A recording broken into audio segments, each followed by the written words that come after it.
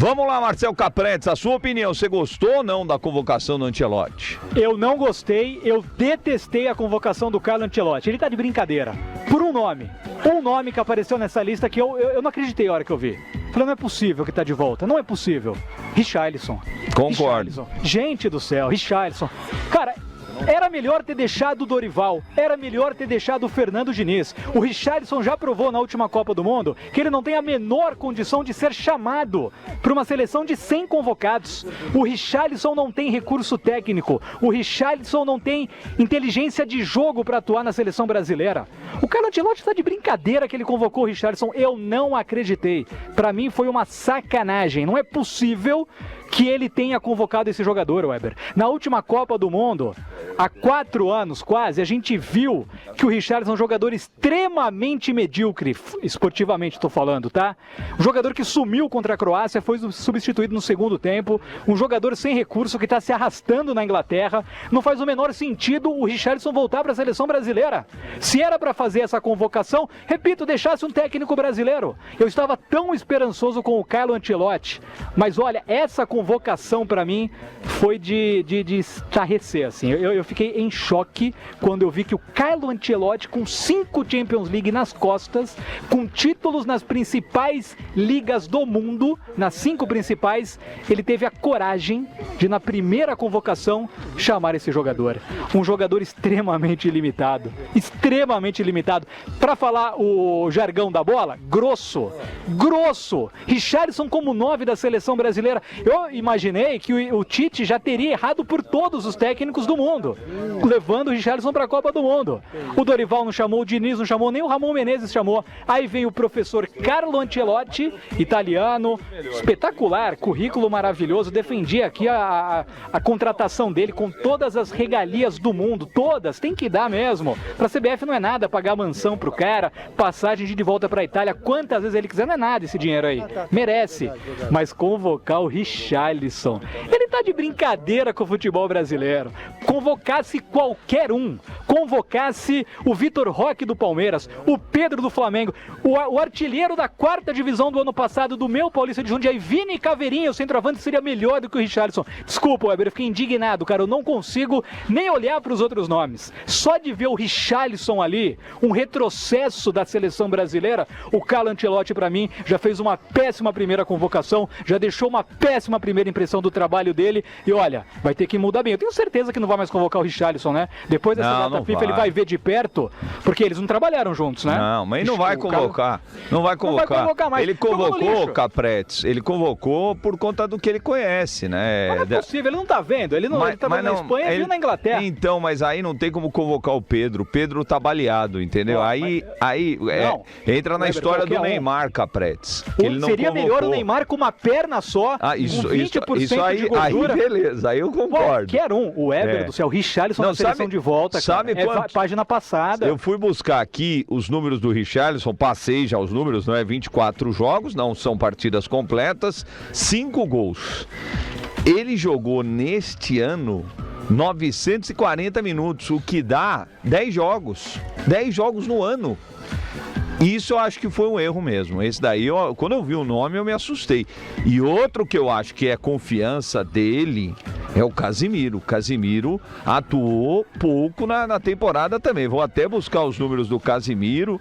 É que o Casimiro tem uma história e tal.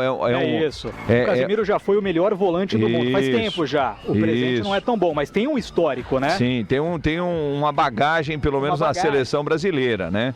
E o Richarlison? O Richarlison realmente aí, nessa daí não realmente foi mal o Ancelotti. Sem contar outros nomes aí. Se a gente pegar, as opções para o ataque. Matheus Cunha.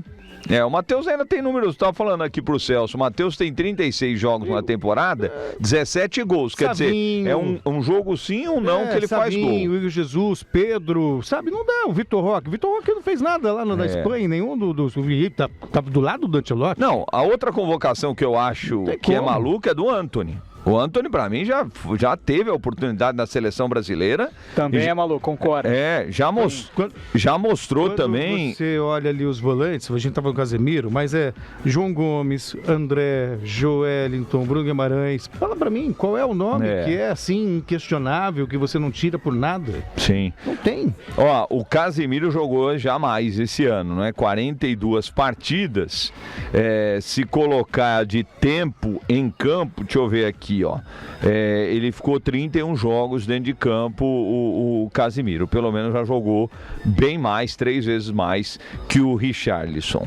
18 horas e 16 minutos, mas é aquela história, gente, é o que eu tô falando. Na coletiva, eu acompanhei a coletiva, ele falou de nomes que estarão na seleção. Então, quer dizer, Militão e Gabriel Magalhães estarão na zaga. 2 vão dançar, né? Que deve ser o rapaz aí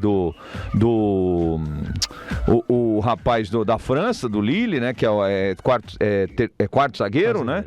O Alexandro. Deixa eu ver quem deve dançar aqui.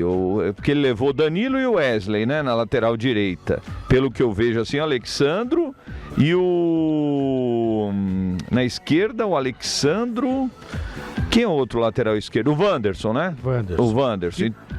Isso aí. Aí o Alexandro, do Lille... o Carlos Augusto, desculpa. Alexandro e Carlos Augusto são os laterais do lado esquerdo. Carlos Augusto que jogou no Corinthians. Sempre discuti corintiano por causa desse negócio do Carlos Augusto. Falei, esse moleque é bom jogador. Não porque ele tá sendo convocado na seleção. É bom jogador. Foi o Vitor Pereira que olhou pra ele com carinho? Eu não lembro agora. Não, ele foi embora antes. Foi jogar na segunda divisão, se eu não me engano, no time lá do Bertolucci. Como é que era? Ele saiu do Corinthians na passagem em 2020, Thiago Nunes e Wagner Mancini na pandemia. Ele foi jogar no Monza, era Monza, eu acho que era.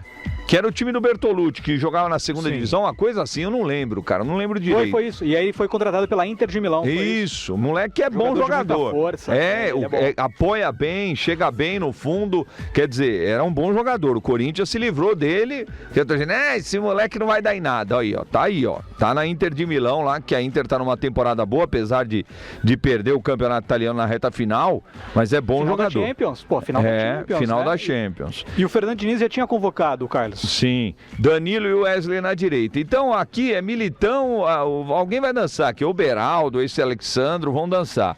Lá no meio de campo tem o... Quem tá fora do meio de campo? Neymar. Alguém vai dançar aqui e no ataque tem o Rodrigo. O Rodrigo que vai dançar. É o Gabriel Magalhães lá na zaga. O Endrick também não sei, né? Mas é uma opção também. Sabe o que eu acho? Eu fiquei pensando nesse negócio do Endrick.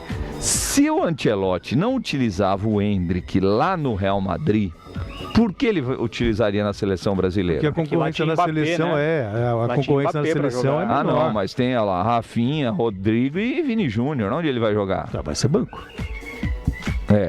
Eu não abriria a mão do Endrick na seleção brasileira. Também acho que não. Agora, tem algo que deu para perceber os nomes que a gente está discutindo? Eu não quero, com todo respeito a todos esses jogadores, gente, mas olha para trás, olha o que nós tínhamos. Sim. Você está discutindo o Carlos Augusto, está discutindo o Joelinton, está discutindo, o Casemiro, Bruno Guimarães. É complicado, hein? Não, tem uma lacuna aí para segundo volante.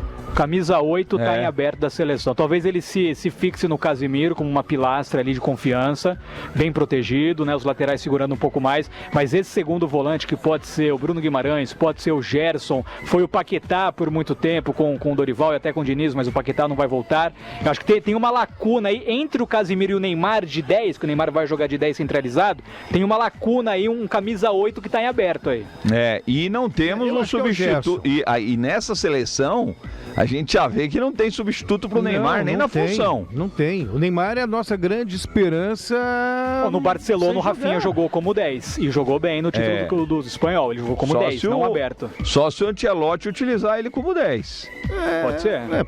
Na verdade, porque o Neymar é um ponto de interrogação, cara. Não dá pra garantir que o Neymar vai voltar 100%.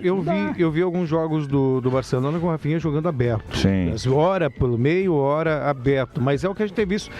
O que o Dorival usou para fazer 10? 2 jogadores improvisados, Rafinha ou Rodrigo. É muita emoção, 105.